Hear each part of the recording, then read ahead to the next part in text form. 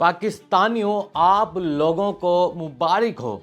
World test championship के table में अब पाकिस्तान की टीम सबसे नीचे आ चुकी है। वेस्ट इंडीज ने पाकिस्तान को दूसरा टेस्ट मैच हरा दिया है और पाकिस्तानी टीम और पाकिस्तान के भाई साहब जो आकिब जावेद ने एक फार्मूला बनाया था उसका भी हल निकाल लिया है आखिर वेस्ट इंडीज की टीम ने। और दूसरे टेस्ट मैच में 120 रन से भारी शिकस्त दी है भाई साहब, भारी हार दी है वेस्ट इंडीज की टीम ने पाकिस्तान को।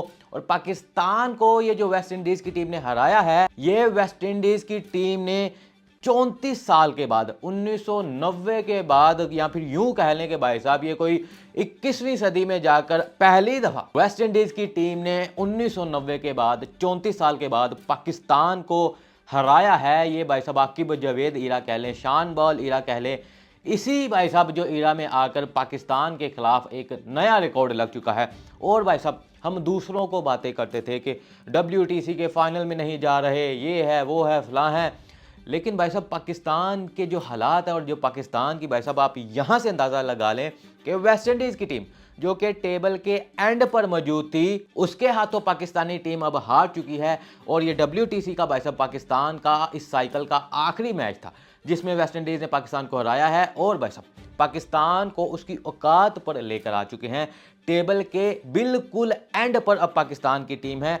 शर्म से डूब कर मरने वाला मुकाम है, नहायत ही भाई साहब ये शर्मनाक कह लें, इबरतनाक कह लें, पाकिस्तान के लिए ये मुकाम है कि उस टेबल में हमसे ऊपर अब वेस्ट इंडीज़ की टीम है, हमसे ऊपर बांग्लादेश की टीम है और पाकिस्तान की टीम टेस्ट में इस कदर घटिया टीम बन चुकी है कि पाकिस्तान की टीम टेबल के बिल्कुल एंड पर आ चुकी है। और भाई साहब ये हमने नहीं सोचा था कि पाकिस्तान की टीम एक जो वो फार्मूला मिल चुका था उसके बाद हम भाई साहब जो है वेस्ट इंडीज़ के हाथों हारेंगे। हमें तो लग रहा था कि ये सीरीज़ तो अब पाकिस्तान की सीरीज़ है।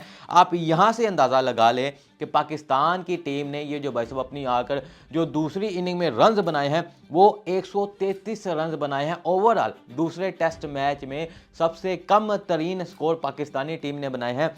वेस्ट इंडीज़ की टीम ने फिर भाई साहब 163 रन बनाए थे, हमसे ज़्यादा बनाए थे, 244 रन बनाए और हमने उन दोनों इनिंग से कम रन बनाए, 154 रन भाई साहब हमने बनाए पहली इनिंग में। और फिर जब पाकिस्तान की दूसरी बारी आई उसमें हमने 133 रन बनाए, 120 रन से पाकिस्तान की टीम ये दूसरा टेस्ट मैच हार चुकी है। और भाई साहब हम खुश हो रहे थे कि अगले WTC के साइकिल में पाकिस्तानी टीम भाई साहब किस तरह घर में जो है सारे के सारे टेस्ट मैच जीतेगी, क्योंकि हमें भाई साहब वो फार्मूला मिल चुका है। लेकिन भाई साहब जो फार्मूला हमें मिल चुका है, शायद अगलों को भी शायद हमें वो हल निकल आया है, उनके पास हल आ गया है कि किस तरह पाकिस्तानियों को पकड़ना है। क्योंकि पाकिस्तानी अपने स्पिन के जादू पर हमें आउट तो कर सकते हैं, लेकिन पाकिस्तान की बैटिंग में इस कदर डेप्थ नहीं है, पाकिस्तान की बैटिंग में इस कदर जिगरा नहीं है, इस कदर गूदा नहीं है कि वो आकर भाई साहब पाकिस्तान के लिए बैटिंग करके दिखाएंगे।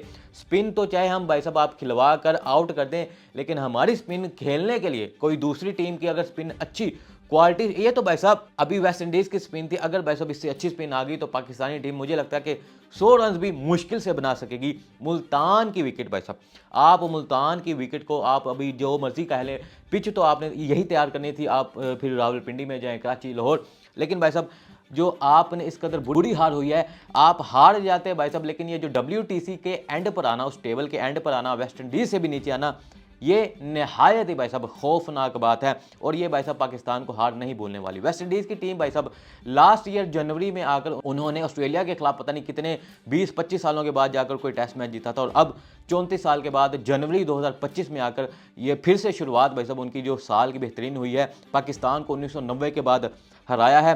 भाई साहब स्कोर कार्ड की क्या ही बात करें, इस कदर भाई साहब जो बुरा स्कोर कार्ड रहा है पाकिस्तान के लिए। आपके बड़े बड़े नाम भाई साहब हमेशा फेल होते हैं। शुरू से अगर आप देख लें भाई साहब किस तरह जो शान मसूद है भाई साहब वो 2 पर गए थे, उसके अलावा भाई साहब जो मोहम्मद हुरैरा, ये पता नहीं इसको कितने मौके मिलने हैं, 2 पर गए थे। उसके बाद भाई साहब बाबर आजम 31 रन बनाते हैं, कामरान गुलाम 19 रन, सऊद शकील भाई साहब 13 रन करते हैं, काशिफ अली 1 रन, उसके बाद भाई साहब मोहम्मद रिजवान,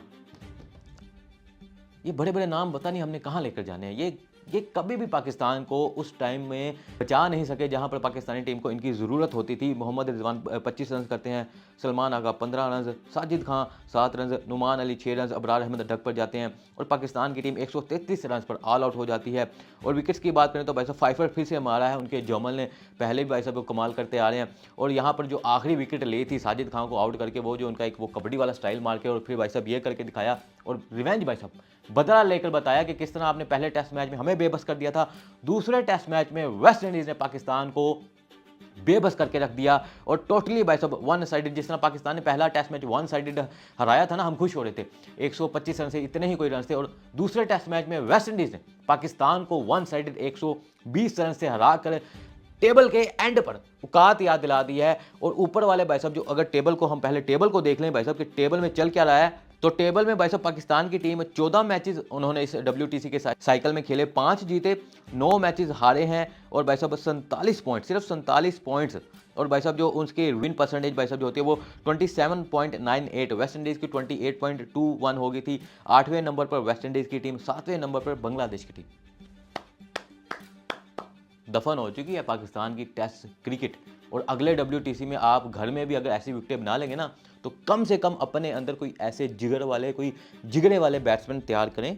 ये बाबर आजम, बड़े बड़े नाम, शान मसूद, मोहम्मद रिजवान, ये आप कामरान गुलाम, ये साउद शकील, इनसे भाई साहब जान छुड़वा लें। कोई ऐसे बंदे खिलाएं जो कि स्पिन को अच्छा खेल सकें। आप स्पिन से आउट तो कर सकते हैं, लेकिन आपको स्पिन खेलने के लिए कोई भाई साहब बंदे के पुत्र चाहिए, कोई भाई साहब आपके अंदर जिगरे वाले भाई साहब बैट्समैन चाहिए, फिर ही जाकर पाकिस्तानी टीम अगले, ये WTC तो खत्म हो गया, अगले WTC में कुछ उखाड़ सकेगी। आपको क्या लगता है भाई साहब, इस हार की सबसे बड़ी वजह क्या है? कमेंट करके ज़रूर बताना। आज के लिए इतना ही, मिलेंगे अपनी अगली वीडियो में, तब तक के लिए टेक केयर।